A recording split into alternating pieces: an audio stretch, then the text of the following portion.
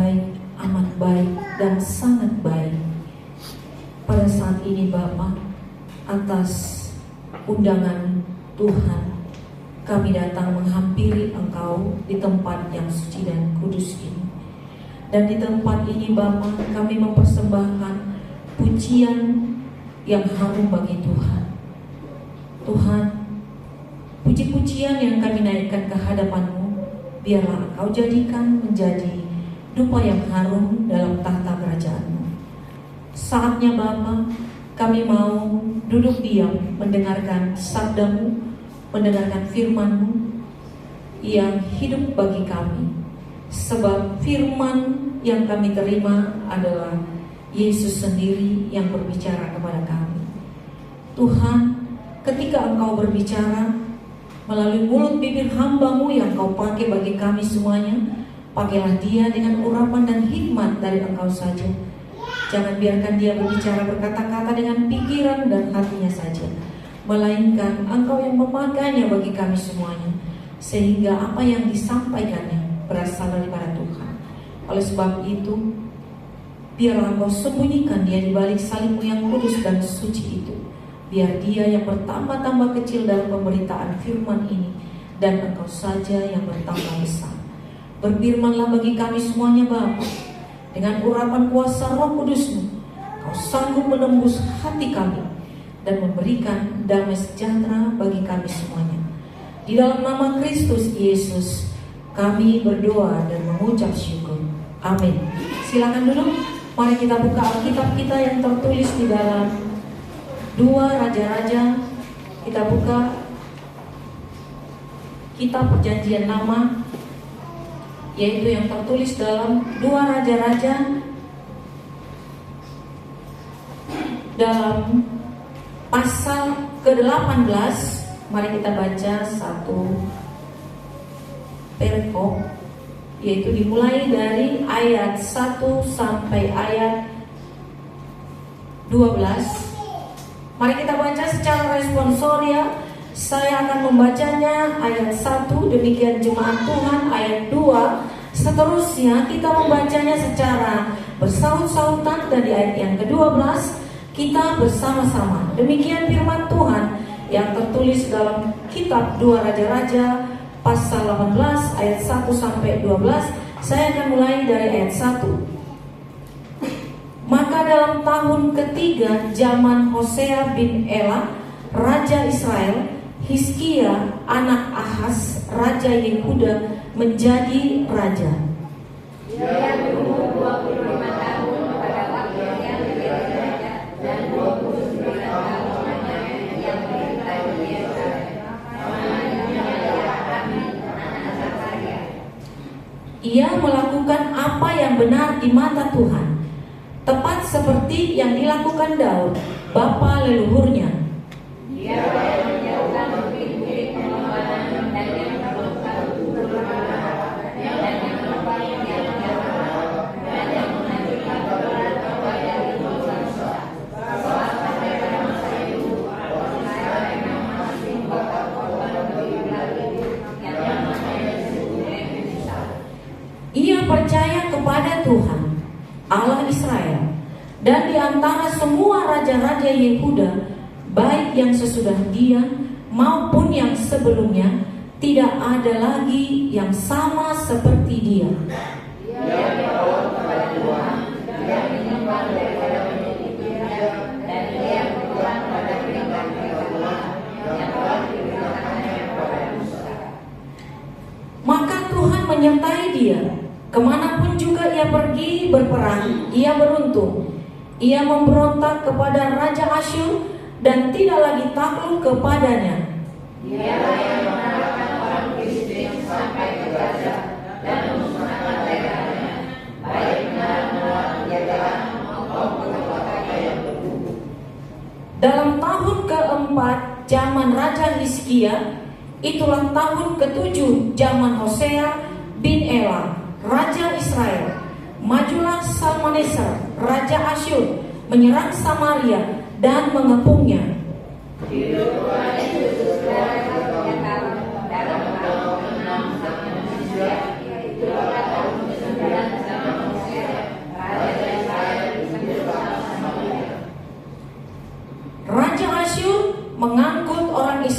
dalam pembuangan ke Asyur dan menempatkan mereka di Halah pada sungai Habor, yakni sungai negeri Gosan, dan di kota-kota orang Madai. Mari bersama-sama. Oleh karena mereka tidak mau mendengarkan suara Tuhan Allah mereka dan melanggar perjanjiannya, yakni segala yang diperintahkan oleh Musa hamba Tuhan, mereka tidak mau mendengarkannya dan tidak mau melakukannya. Terpujilah nama Tuhan kita Yesus Kristus, dan yang memberikan kebahagiaan kepada kita yang mendengarkan, merenungkan, dan yang melakukan firman Tuhan di dalam hidupnya setiap hari. Amin. Ya, jelas ya. Yang berbahagia itu siapa, saudara? Yang mendengarkan firman Tuhan, yang merenungkan, dan yang melakukan firman Tuhan di dalam hidupnya tiap-tiap hari. Itulah kebahagiaan yang sejati. Jadi kalau kita ingin berbahagia, kita carilah firman, kita dengar, dan kita lakukan. Ya. Jadi gak begitu sulit kan cari kebahagiaan itu, karena firman Tuhan ada di rumah kita masing-masing. Amin. Amin. Tidak ada di rumah, di HP juga ada. Jadi gak begitu sulit, karena Tuhan tidak pernah mempersulit hidup manusia untuk mencapai kebahagiaan itu. Saudara yang dikasihi Tuhan Yesus Kristus, saya akan memberikan tema pada kita semuanya. Dengarkanlah suara Tuhan dan lakukanlah. Saat ini kita mendengarkan suara Tuhan. Meski Tuhan memakai hambanya, tetapi hambanya memperdengarkan suaranya kepada kita semuanya melalui firman yang kita baca, ya, kisah dari seorang nabi yang memberi teladan kepada kita, memberi contoh, menjadi tokoh iman bagi kita, yaitu yang bernama Hizkia. Hizkia ini adalah seorang tokoh alat Tuhan, atau disebut alat Tuhan, untuk menyampaikan isi hati Tuhan pada waktu itu di tengah-tengah bangsa Israel. Ya, skopnya masih lebih kecil dibandingkan nanti setelah adanya reformasi yang dibawa oleh Yesus Kristus, sehingga firman Tuhan dari Yerusalem ke Yudea, ke Yunani, sampai ke ujung bumi, dan sampailah ke Rawabadu. Jadi secara global luar biasa. Kalau bukan karena Roh Kudus, kita tidak ada di rumah Tuhan pada saat ini. Terpujilah Allah kita. Saudara, kita tadi membaca bahwa dikatakan tidak ada raja yang sebaik Hizkia, baik sebelumnya atau sesudahnya. Dia mendengarkan suara Tuhan. Dia mendengarkan suara Tuhan dan melakukan, sehingga Tuhan memberikan berkat yang luar biasa kepada Hizkia. Kemanapun dia pergi, ke situ dia memperoleh untung. Ya, jadi orang yang taat kepada Tuhan tidak ada ruginya, saudara. Bahkan dikatakan di ayat 7, mulai dari ayat 6, ia berpaut kepada Tuhan, tidak menyimpang dan mengikuti Tuhan, dan ia berpegang pada perintah-perintah Tuhan yang telah diperintahkannya kepada Musa. Musa adalah hamba Tuhan. Bahkan jari-jari Musa dipakai oleh Tuhan untuk menuliskan 2 loh batu, yaitu hukum Taurat. Jadi Musa dipakai Tuhan. Musa adalah nabi yang menjadi teladan bagi Hizkia. Yang ketujuh, maka Tuhan menyertai dia kemanapun juga ia pergi berperang. Tuhan menyertai dia kemanapun juga ia pergi berperang. Ia beruntung. Ia memberontak kepada Raja Asyur. Asyur ini adalah penyembah berhala.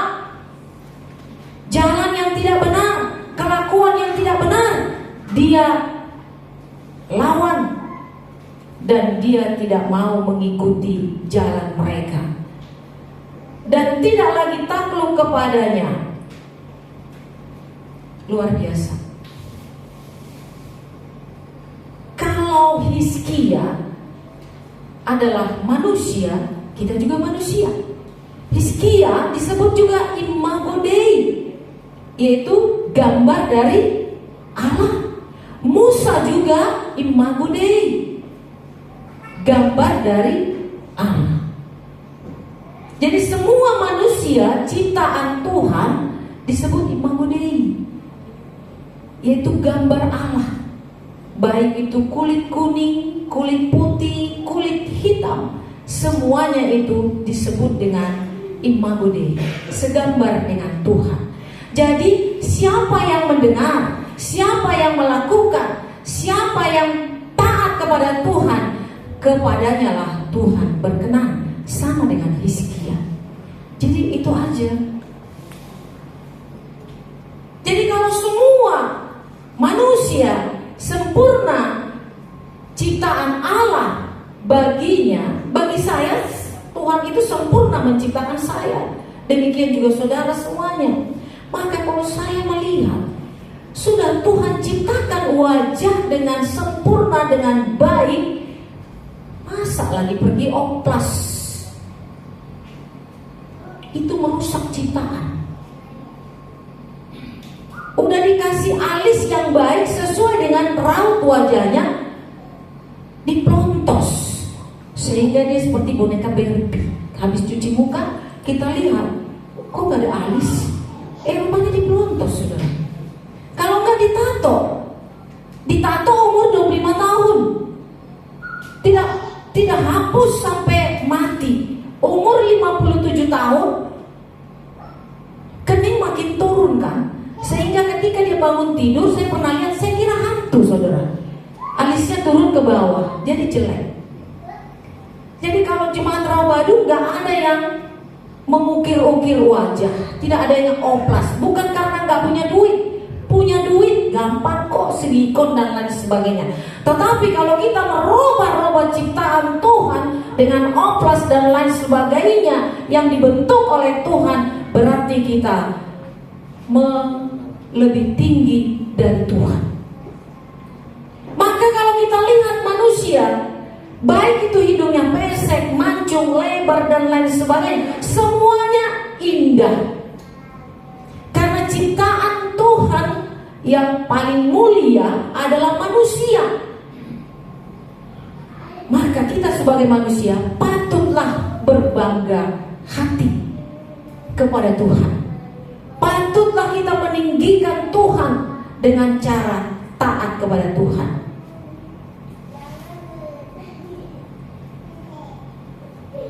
Tadi ada teman, ayo ke gereja. Aku ke gereja, aku jaga pos. Lah, kamu itu sudah melanggar patik mituhani. Patik mituhani sama dia. Ingat, Pak Dede, ingat dan kuduskanlah hari Sabat.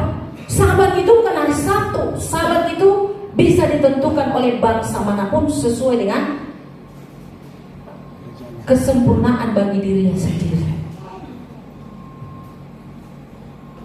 Kita Sabat hari Minggu, kita kuduskan. Hari itu menjadi hari yang mulia. Hari Minggu, hari yang mulia, itu hari Tuhanku. Maka semua kegiatan tinggalkan. Mari kita masuk ke rumah Tuhan, memuji, menyembah Tuhan. Karena dari semua ciptaan Tuhan, hanya kita yang dimuliakan untuk memuji-muji Tuhan, ya. Malaikat itu ciptaan Tuhan, tapi tidak sempurna karena dia tidak punya fisik. Dia tidak punya fisik seperti kita, dan dia tidak punya nafsu, tidak punya selera. Tapi itu ciptaan Tuhan. Makhluk lain, hewan itu ciptaan Tuhan itu. Bahkan yang membuat namanya dalam kitab Kejadian ayat 18, semua nama-namanya diserahkan kepada Adam. Lalu Adam menyebut nama semua makhluk di udara dan disebut namanya. Ciptaan Tuhan. Tapi tapi gak sempurna. Karena dia tidak bisa memuliakan Tuhan, karena dia punya akal budi. Hewan itu tidak punya akal budi, maka tidak bisa untuk memuliakan Tuhan, walaupun dia makhluk hidup. Tumbuhan juga ciptaan Tuhan, tapi dia tidak sempurna karena dia tidak punya kuasa untuk berjalan. Dia menetap bertumbuh. Yang bisa, yang mulia, yang diciptakan Tuhan adalah saya dan saudara. Saudara bersyukur? Puji Tuhan, bersyukur. Jadi tidak ada yang jelek ciptaan Tuhan, semua sempurna. Jangan ada yang mengatakan aku lebih cantik dari kamu. Menurutmu, saya sempurna di hadapan Tuhan.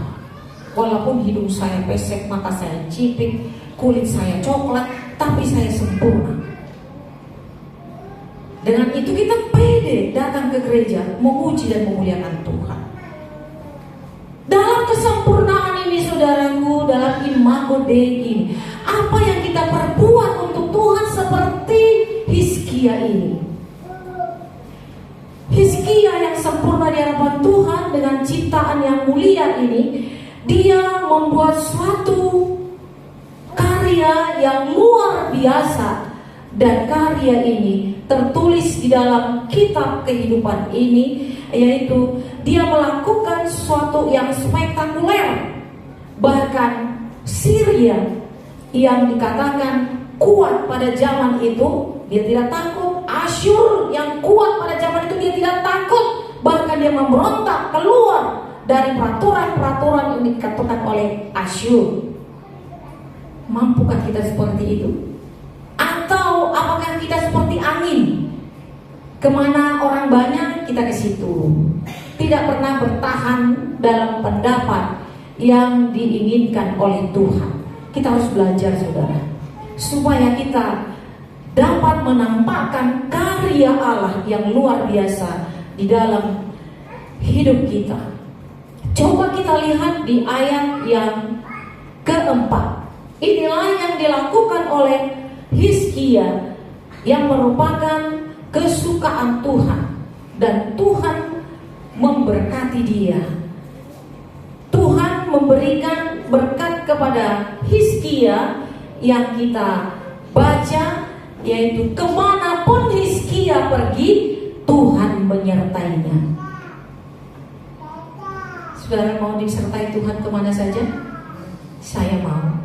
Dan ini yang saya harapkan dalam hidup saya. Kemana saya pergi, Tuhan ada beserta dengan saya. Kemana saya pergi, di situ ada keberuntungan. Ini cita-cita saya, dan saya tahu juga ini adalah cita-cita semua umat manusia. Harapan ini hanya ada di dalam Tuhan. Hanya ada di dalam Tuhan, bukan pengharapan yang palsu atau disebut dengan PHP, tetapi pengharapan yang pasti. PHP ada dua kan? Satu pengharapan palsu, satu pengharapan pasti. Yang mana saudara? Pasti ya. Yang pasti itu adalah Tuhan kita. Yang pertama, kita melihat dia menjauhkan bukit-bukit pengorbanan dan yang meremukkan tugu-tugu berhala, dan yang menebang tiang-tiang berhala, dan yang menghancurkan ular tembaga yang dibuat Musa. Sebab sampai pada saat itu orang Israel memang masih membakar korban bagi ular itu. Bagi ular itu yang namanya disebut Nehustan. Ini karya dia yang dia perlihatkan kepada Tuhan dan membawa keuntungan bagi orang yang melakukannya. Tuhan itu adalah Allah yang cemburu. Jangan ada Allah lain selain aku. Aku adalah aku. Yang prioritas dalam hidup kita adalah Tuhan, karena cemburunya mendatangkan angkara murka. Bangsa Israel pada waktu itu, saudara, ceritanya seperti ini. Ketika mereka dibebaskan oleh Allah dari penjajahan Mesir, mereka dituntun oleh Musa. Dan selama dituntun 40 tahun lamanya, coba bayangkan dulu 40 tahun. Kemungkinan ini banyak yang meninggal ya. Kalau yang berangkat umur 40 tahun, berarti tiba di tanah perjanjian umur berapa? 80. Ada kemungkinan tidak sampai 80 sehingga di jalan meninggal. Nah, perjalanan ini kalau pada malam dipimpin oleh Tuhan melalui tiang-tiang api, dan kalau pada siang di depannya ada tiang awan. Penyertaan Tuhan nyata bagi bangsa Israel, dan kebutuhan makan minum disediakan oleh Tuhan. Semua sempurna. Penyertaan Tuhan, perjalanan selama 40 tahun yang dipimpin oleh Musa. Tapi setelah mereka tiba di pintu tanah perjanjian itu, Allah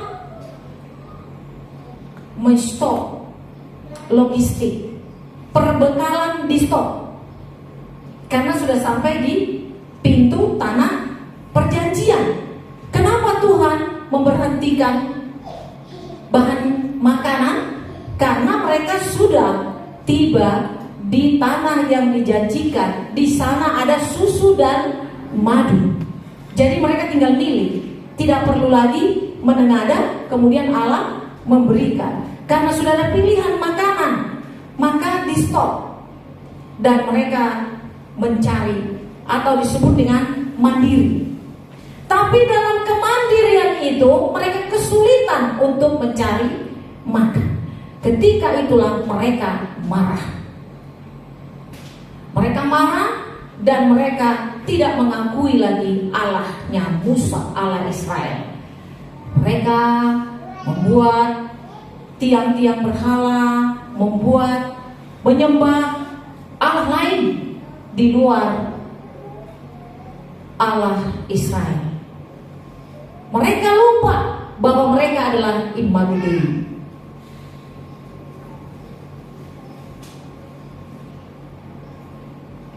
Dengan kelakuan seperti ini, mereka ada yang ikut berhala-berhala, membangun, atau dulu ketika mereka berjalan selama 40 tahun, memang Musa membangun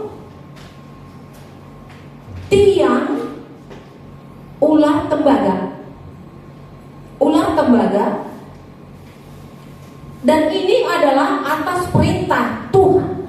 Tetapi ini ada masa berlakunya. Ular tembaga ini tujuannya bagi bangsa Israel, karena di sepanjang perjalanan itu banyak ular yang berbahaya. Dan ular yang berbahaya ini seketika manusia dipatok, disengat atau dililit, diancam dan lain sebagainya, banyak yang mati. Kalau enggak, tangannya putus, kakinya putus, sangat-sangat berbahaya. Nah, obatnya adalah tiang yang dibangun oleh Musa dengan membuat patung ular tembaga. Seperti kalau saudara bisa lihat ya, lambang kedokteran. Nah, itu adalah patung yang pernah dibuat Musa ketika bangsa Israel berjalan 40 tahun. Karena banyak ancaman yang paling berat adalah ular. Ular yang sangat berbisa, ular beludak, banyak jenis-jenis ular. Tetapi Tuhan berkata melalui Musa, seketika bangsa Israel kena patok ular, jika mereka segera menengadah ke patung ular tembaga itu, maka mereka akan sembuh. Kalau ingat ya, kadang-kadang kalau sudah sakit, kadang-kadang kita lupa. Jika ingat melihat, menengadah ke ular tembaga yang dibuat oleh Musa, mereka akan sembuh dan hidup. Nah, ini sejarah ular tembaga. Ini digunakan Tuhan ketika mereka berjalan selama 40 tahun. Tetapi mereka sudah tiba di tanah perjanjian itu. Ini ular tembaga ini yang dibuat oleh Musa didewakan mereka. Dibuat di sini korban-korban bakaran. Lihat ayat 4 saudara. Dibuat situ korban-korban bakaran, diberhalakan, dan Tuhan tidak lagi menjadi prioritas. Nah, ini yang diberantas oleh Hizkia. Jadi ular tembaga ini, atau ular perunggu, atau ular kuningan ini, ular Hindustan ini dijadikan menjadi tempat-tempat yang diberhalakan, ya. Nah, ini yang tidak disukai Tuhan kepada bangsa Israel, dan ini diberantas oleh Hizkia. Jadi kalau dikatakan pada saat ini saudara kepada kita bahwa arti ular tembaga itu, jika kita lihat di dalam masa perjanjian baru, ular itu adalah lambang kejahatan manusia. Ular itu adalah lambang kelicikan, kecerdasan, ketenangan yang bisa menghanyutkan, membunuh manusia. Dan ular yang ada ini adalah lambang setan. Nanti saudara bisa baca dalam perjanjian baru, yaitu di dalam kitab Wahyu, garis bawahi nanti ya saudara, Wahyu 12 ayat 3 sampai 17, Wahyu 20 ayat 2 dan 3. Jadi ular ini adalah lambang kejahatan, iblis, setan. Dunia ini, bumi ini telah dikuasai oleh iblis, setan, yang mencelakakan, membunuh manusia. Kita dari bumi ini. Jadi jangan sepele dengan kehidupan ini, karena kita sangat dekat dengan celaka, kebinasaan, kehancuran, kebangkrutan, penderitaan. Ini semua berasal dari iblis. Tetapi jika kita menengadah ke salib Yesus, maka yang kita alami di bumi ini disembuhkan oleh Yesus. Amin. Ya. Tadi kan ular tembaga kan? Ular tembaga yang dibuat oleh Musa. Ular tembaga ini tujuannya adalah jika bangsa itu digigit oleh ular itu, kalau dia masih ingat menengadah ke tembaga itu, ke ular tembaga yang diperintahkan Tuhan kepada Musa, dan membuat ular tembaga itu patung, dia akan sembuh. Ya, jadi ular tembaga itu adalah patung dibuat oleh Musa atas perintah Tuhan. Kenapa dibuat? Sekali lagi, karena ancaman gigitan ular selama 40 tahun. Jadi itu adalah lambang kita hidup di dunia ini. Tidak nyaman saudara, tidak nyaman. Tetapi dalam ketidaknyamanan kita, jika kita menengadah kepada Yesus Kristus yang tersalib di bukit Golgota, semuanya itu disembuhkan oleh Yesus sendiri. Masih takut? Masih takut dengan hidup ini? Amin. Amin. Jadi bagaimanapun yang kita rasakan, yang kita alami dalam hidup ini, ingatlah, menengadahlah kepada salib Kristus. Seperti orang Israel tadi, ketika dia digigit ular yang berbahaya itu, jika dia ingat menengadah ke ular tembaga itu, maka dia sembuh. Ini karya yang dibuat oleh Musa, tetapi mereka salah. Jadinya diberhalakan, walaupun mereka sudah dimerdekakan, tiba di tanah perjanjian. Sama dengan kita, ini adalah zaman Roh Kudus.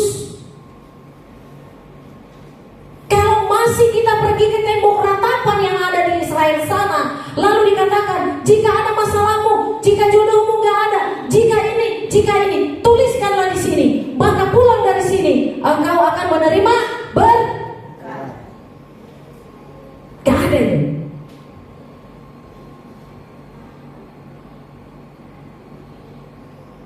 Kita semua sudah merdeka, sudah tiba di tanah perjanjian yang di dalamnya ada susu dan madu. Hanya Tuhan mau apa? Mari kita pertahankan imago Dei tadi, ciptaan yang mulia tadi. Jangan kita rusak dengan kelakuan yang merusak tubuh, dengan menghina Tuhan. Bagaimana cara menghina Tuhan? Ya, kita tidak melakukan yang benar di tengah-tengah masyarakat. Kita tidak memberikan respon yang positif atau memberikan dampak yang positif di dalam kehidupan bermasyarakat.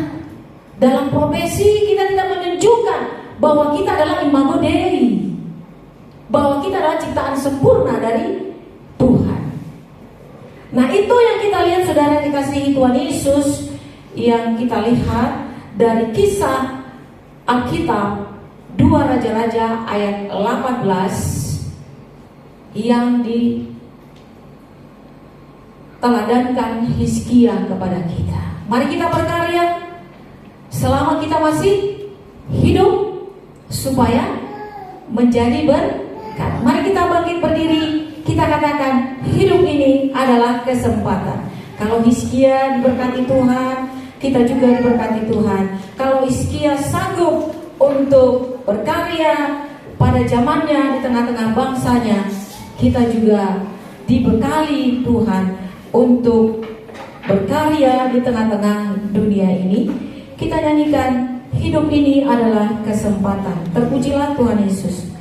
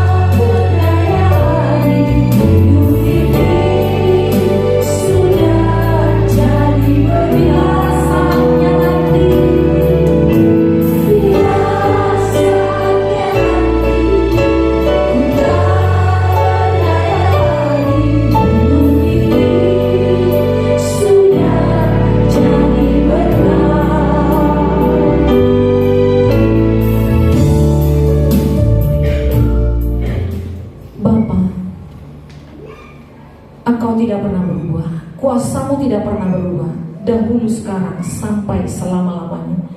Kalau Hizkia yang menjadi tokoh Alkitab, menjadi teladan kami, dan kami melihat betapa dia berani melakukan karya yang besar di tengah-tengah bangsanya, itu karena pertolongan Tuhan, itu karena roh Tuhan ada padanya. Demikian juga bagi kami, roh Tuhan juga ada pada kami, sehingga kemanapun kami pergi, Tuhan beserta dengan kami. Kemanapun kami pergi, kami beruntung karena Tuhan beserta dengan kami. Terima kasih firman-Mu yang luar biasa. Kau memberkati kami semuanya, tak terkecuali satu pun di antara kami terlewatkan oleh kuasa firman-Mu. Dalam nama Tuhan Yesus Kristus kami berdoa, amin. Silakan duduk. Mari kita lanjutkan rangkaian ibadah selanjutnya, yaitu memberikan persembahan syukur untuk pelayanan pekerjaan Tuhan dari Rawa Badung ini sampai ke ujung dunia. Kita nyanyikan Kidung Jemaat nomor 287B ayat 1 dan 2, Tanto persembahan dijalankan.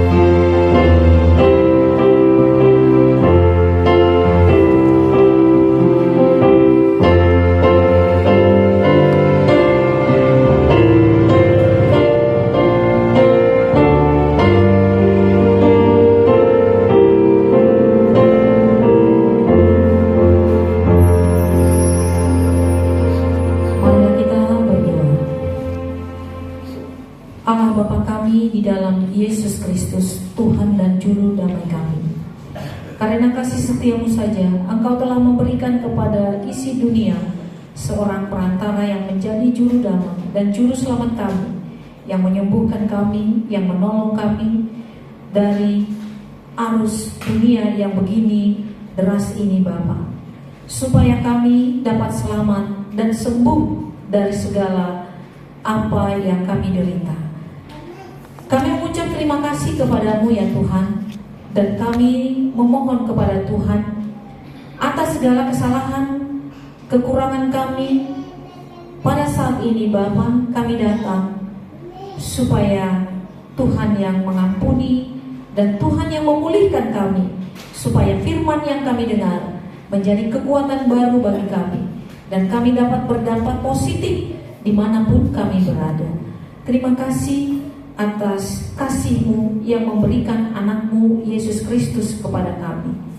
Karena oleh kekuatan dan kemampuan kami sendiri, kami tidak mungkin menjadi pujian bagi-Mu ya Allah kami. Kasihani dan terangilah hati dan pikiran kami ketika kami memulai hari-hari kami di dalam minggu ini Bapa. 7 hari ke depan kami serahkan kepada Tuhan, sampai nanti kami akan datang kembali memuji dan memuliakan Tuhan, merayakan hari kemenangan, hari Sabat yang kami kuduskan untuk memuji dan memuliakan Tuhan. Kuatkan dan teguhkanlah iman kami kepadamu ya Tuhan, ketika kami mendengarkan firman-Mu yang hidup itu. Karena firman itu adalah anak-Mu sendiri, Engkau sendiri yang datang bagi kami. Dan kami tetap mohon kepada Tuhan supaya kami tetap rindu belajar akan firman-Mu, dan kami mengerti rahasia Tuhan itu sangat banyak. Dan bagi kami pribadi lepas pribadi, rahasia itu Engkau singkapkan sesuai dengan karunia kami masing-masing. Dengan itu Bapa, tolonglah kami supaya kami dapat mengalahkan, supaya kami tidak diperbudak oleh mereka-mereka yang berkarakter seperti ular. Mereka kelihatan cerdas, tenang, dan mereka sangat mematikan dan mencelakakan kami. Oleh sebab itu Bapa, kami percaya ketika kami menengadah kepada salib-Mu yang kudus dan suci itu, yaitu Yesus yang telah terpaku, maka dunia ini kami kalahkan, kami menjadi pemenang. Terpujilah nama Tuhan. Dari segalanya Bapa, kami juga sudah mengerti bahwa Tuhan yang memberkati kami pada saat ini, dan berkat yang kami terima berlimpah dan berlimpah ya Tuhan. Kami juga mau berdoa dengan saudara kami yang lain, yaitu dengan presiden kami, pemimpin kami. Kami pertaruhkan ke dalam tangan Tuhan. Kami rindu Tuhan supaya mereka juga mempertanggungjawabkan atas amanah yang mereka terima dari Tuhan sebagai melindungi rakyat ini Bapa, dari Sabang sampai Merauke, sampai juga ke ujung dunia di mana warga negara Indonesia berada. Kami serahkan kepada Tuhan. Tuhan yang memberkati, karena Tuhan tidak terbatas untuk mengetahui di mana semua warga negara Indonesia ini. Namun kami percaya Tuhan tahu, dan pada saat ini kami mohon supaya mereka Engkau berkati sebagaimana Tuhan memberkati kami saat ini. Jika mereka dalam keadaan sakit, kami mohon biarlah mereka sembuh. Jika mereka dalam keadaan bangkrut atau susah, menderita, letih lesu dari segala ketidakmampuan mereka, Tuhan hadir bagi mereka, hiburkan mereka dan bangkitkan mereka semuanya Tuhan dari segala keletihan dan keterpurukan mereka. Kami juga berdoa ya Tuhan bagi semua para pejabat atau yang memegang perjalanan roda pemerintahan kami ini Bapa. Kami juga tidak sebutkan satu persatu dalam lembaga apapun itu Tuhan, tapi kami tahu ini semua ada dalam pengendalian Tuhan. Tuhan, biarlah mereka tidak menjadi orang yang korupsi atau nepotisme atau apapun yang merugikan negara kami. Jauhkan dari mereka ya Tuhan, supaya negara kami ini tumbuh menjadi negara yang besar, tidak menjadi negara yang lemah, tapi kami mau supaya negara kami menjadi negara yang kuat di bawah kepemimpinan presiden kami pada saat ini. Kami berdoa juga Bapa untuk gereja-gereja yang ada di Indonesia. Kiranya gereja-gereja ini Bapa Engkau berikan keberanian untuk menyuarakan suara kenabian, kebenaran, keadilan, untuk membela hak yang terzolimi atau yang terabaikan di dalam kehidupan mereka ya Bapa. Kami doakan mereka semuanya. Kami doakan juga Bapa saudara kami yang tidak bisa hadir ke gereja masing-masing yang mereka inginkan, karena mereka dalam keadaan sakit, dalam keadaan apapun yang menghalangi mereka. Kami doakan untuk minggu depan halangan-halangan itu tidak ada lagi bagi mereka. Terima kasih Bapak. Kami berdoa untuk persembahan yang sudah kami kumpulkan bersama. Tuhan berkati bagi setiap kami yang sudah memberikan. Jika dihitung dari apa yang kami terima dari Tuhan, tidak sebanding dengan apa yang kami berikan. Tapi Tuhan Maha tahu, Tuhan Maha sempurna, Maha pengasih. Tuhan mengerti, dan hamba berdoa supaya apa yang diberikan untuk pekerjaan pelayanan di tempat ini, Tuhanlah yang membalaskannya berlipat kali ganda, supaya di dalam kehidupan mereka, Tuhan, mereka semakin sejahtera dan mereka semakin menikmati berkat-berkat yang Tuhan berikan kepada mereka pribadi lepas pribadi. Terima kasih Bapak. Dan juga di gereja ini Bapak, ketika kami bekerja, melayani, memperpanjang tangan Tuhan dari tempat ini sampai ke ujung dunia, pakailah kami Bapa dengan hikmat urapan Roh Kudus-Mu. Jangan kami bekerja dengan kekuatan kami sendiri, pikiran kami sendiri, tapi biarlah Roh Tuhan yang kami andalkan. Sebab kami dikaruniai oleh talenta kami masing-masing yang kami sadari tidak kami miliki. Ada pada teman kami yang satu lagi. Dengan itu Bapa, kebersamaan kami menjadi kekuatan untuk membangun tubuh Kristus tengah-tengah pelayanan di tempat ini. Terima kasih Bapa. Banyak doa yang hendak kami naikkan, tetapi kami terbatas untuk menyebutkan namanya satu persatu. Bapa, khususnya bagi saudara kami Dr. Arta Purnama Manurung, kami tetap mengharap kepada Tuhan bahwa Tuhan adalah tabib di atas segala tabib, Tuhan yang sanggup menyembuhkannya. Tuhan, kami teringat dengan perempuan yang datang kepada Tuhan, bertahun-tahun dia menderita pendarahan, tetapi ketika dia datang kepada Yesus, dia mengatakan, asalku jamah jubahnya, aku akan sembuh. Tuhan, biarlah dia menghampirimu dan menjamah jubahmu sehingga dia sembuh, karena Engkau adalah sumber kesembuhan. Terima kasih Bapak. Meskipun hamba tidak menyebutkan satu persatu namanya, tetapi Tuhan tahu sakit penyakit yang kami alami. Demikian juga Bapak, khusus dari keluarga hamba-Mu yang pada saat ini Tuhan, kami masih dalam keadaan bukan seperti biasanya, tetapi kami mengalami perubahan yang sangat besar ya Tuhan, yang tidak pernah kami pikirkan. Tapi kami punya Tuhan, berpengharapan kepada salib Yesus Kristus yang sanggup melepaskan kami dari segala kelelahan. Kami datang berpengharapan kepada Tuhan, pengharapan yang pasti, di mana Yesus telah disalib, dipukul, dicambuk oleh bilur-bilurnya. Semua yang letih, semua yang lesu, semua yang sakit dibebaskan oleh Tuhan. Hal ini terjadi bagi kami hamba-Mu, sehingga Tuhan, pekerjaan pelayanan yang Tuhan kembalikan kepada kami, biarlah ini kuk yang Tuhan berikan kepada kami, sebab kuk yang dari Tuhan adalah ringan. Terima kasih firman-Mu, terpujilah Engkau kekal sampai selamanya. Haleluya, amin. Mari kita puji Tuhan dengan Kidung Jemaat dari NKB 188 ayat 1 dan 2. Kita nyanyikan bersama-sama, dan selanjutnya nanti kita menaikkan doa Bapa kami.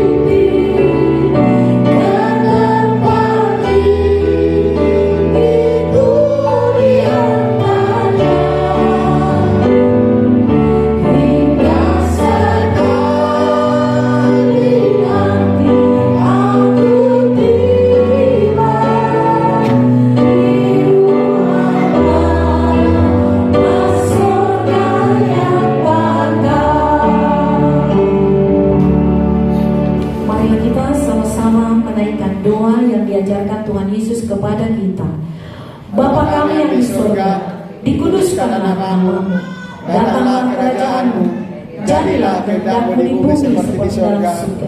Berikanlah kami pada hari ini makanan kami yang secukupnya, dan ampunilah kami akan kesalahan kami, seperti kami juga mengampuni orang yang bersalah kepada kami. Dan janganlah membawa kami ke dalam pencobaan, tetapi lepaskanlah kami daripada yang jahat. Karena Engkau yang kerajaan dan kuasa dan kemuliaan sampai selama-lamanya. Amin.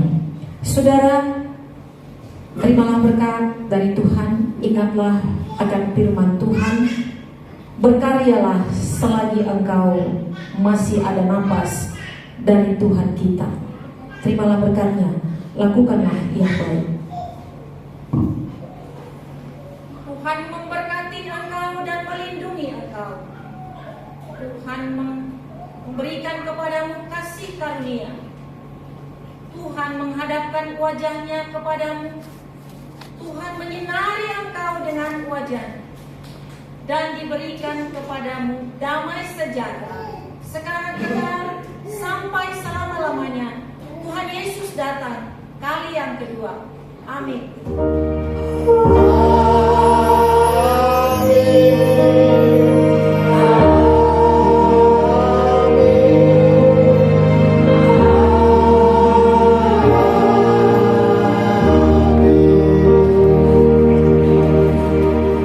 Shalom semuanya, karena Tuhan Yesus dengan kuasa Roh Kudus memimpin kita sehingga ibadah berjalan dengan